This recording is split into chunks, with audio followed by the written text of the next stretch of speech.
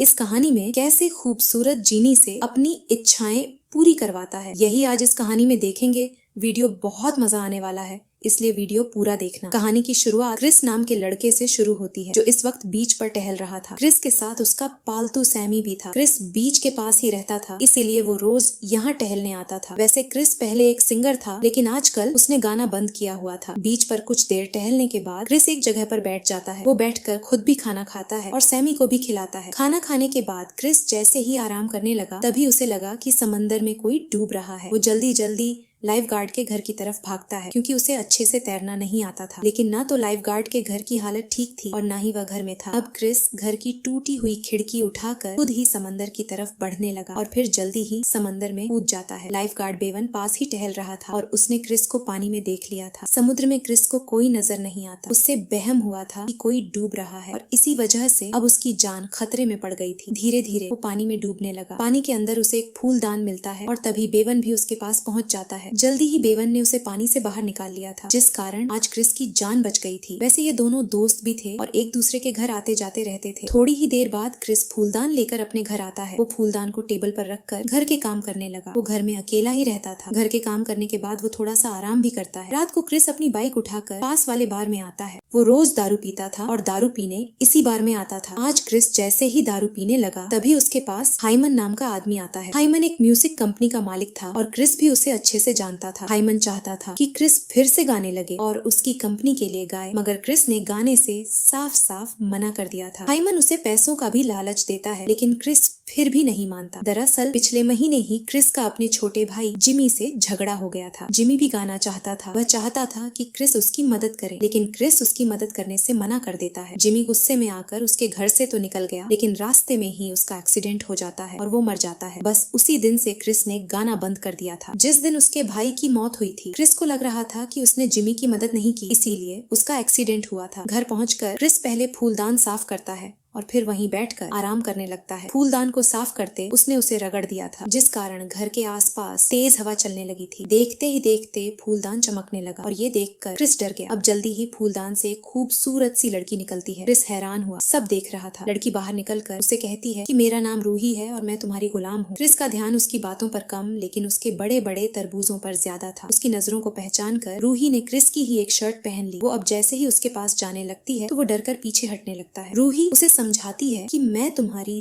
3 इच्छाएं पूरी कर चली जाऊंगी। क्रिस को उसकी बात पर यकीन नहीं होता। वो खुद को संभाल कर मजाक मजाक में कहता है, मैं अभी बारिश देखना चाहता हूँ। की बात सुनकर रूही अपना जादू करती है और उसी पल बारिश शुरू हो जाती है। क्रिस यहाँ रहता था, वहाँ बारिश नहीं होती थी, इसलिए वो अब बेहद हैरान था। बारिश इतने जोर से होती है कि घर की छत से भी पानी गिरने लगा था। क्रिस की पहली इच्छा पूरी कर रूही भी बेहद खुश थी। वो जल्दी जल्दी उसकी इच्छाएं को पूरी कर आजाद होना चाहती थी। कुछ देर बाद बारिश बंद हो जाती है। अब रूही क्रिस से उसकी दूसरी इच्छा पूछती है, लेकिन क्रिस कहता है कि मेरी कोई इच्छा नहीं है, इसलिए तुम अब जा सकती हो। उसकी बात सुनकर रूही उसे समझाती है कि मैं 3 इच्छाएं पूरी करने के बाद ही जा सकती हूँ। क्रिस के पास कोई इच्छा नहीं थी और रूही अभी जा नहीं सकती थी। आखिर में रूही फैसला करती है कि वो क्रिस के साथ तब तक रहेंगी जब तक उसकी इच्छाएं पूरी नहीं हो जाती। अगले दिन क्रिस अपने घर के बाहर खड़ा था, जबकि रूही उसके वो कपड़े देख रही थी जो उसे फिट आ सके। जल्दी ही क्रिस भी अंदर आ गया। रूही उससे फिर पूछती है कि तुम अपनी बाकी की 2 इच्छाएं क्यों नहीं बता रहे। क्रिस उसे अपने भाई की मौत के बारे में बताता है। साथ ही साथ वो ये भी बताता है कि मेरे भाई की मौत के साथ ही मेरी सारी इच्छाएं भी मर गई। रात को क्रिस रूही को उसी बार में लेकर जाता है। यहाँ वो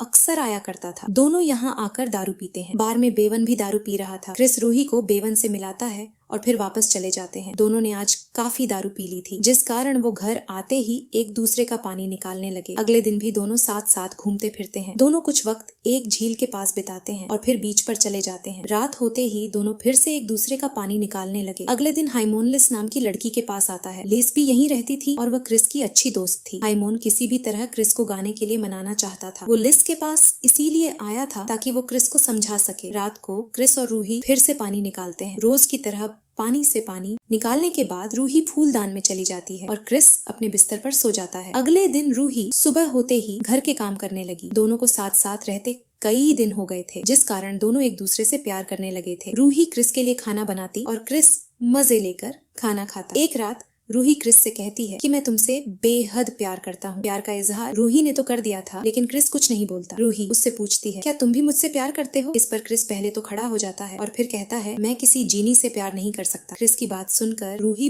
बहुत दुखी होती है। वो क्रिस से उसकी बाकी की 2 इच्छाएं पूछती है ताकि उन्हें पूरी कर वो उसकी जिंदगी से चली जाए, मगर क्रिस उसे कोई इच्छा नहीं बताता, जिस कारण रूही उस पर बेहद गुस्सा करती है। कुछ देर बाद रूही बाहर जाने के लिए तैयार थी। वो क्रिस के दोस्त बेवन के साथ बाहर जा रही थी। उसी ने बेवन को बुलाया था और जल्दी ही वो उसके साथ चली जाती है। जल्दी ही दोनों बार में आकर दारू भी पीने लगते हैं। उधर क्रिस भी घर में दारू पी रहा था। रूही जिस तरह बेवन के साथ गई थी वो उसे बिल्कुल भी अच्छा नहीं लगा था। रूही के जाने के बाद उसे एहसास हुआ वो रूही के बिना नहीं रह सकता। इसी बीच लिस क्रिस के पास आती है ताकि उससे हाइमन के बारे में बात कर सके। क्रिस इस वक्त बेहद नशे में था। लिस उसके लिए कॉफी बनाती है ताकि उसका नशा कम हो जाए। कॉफी पीते पीते क्रिस उसे रूही के बारे में सब बता देता है कि वो फूलदान से निकली हुई जीनी है। इसके साथ ही वो लिस को ये भी बताता है कि मैं उससे बहुत प्यार करता हूँ और उसी के पास जा रहा हूँ। लिस को सब बताकर क्रिस तो चला गया, लेकिन लिस की नजर फूलदान पर जम गई थी। थोड़ी ही देर बाद क्रिस रूही के पास पहुँच गया। वो उससे घर चलने को कहता है, लेकिन रूही उसकी बात नहीं मानती। वो कहती है कि तुम मुझसे प्यार नहीं करते, इसलिए मैं तुम्हारी बात नहीं मान सकती। रूही क्रिस पर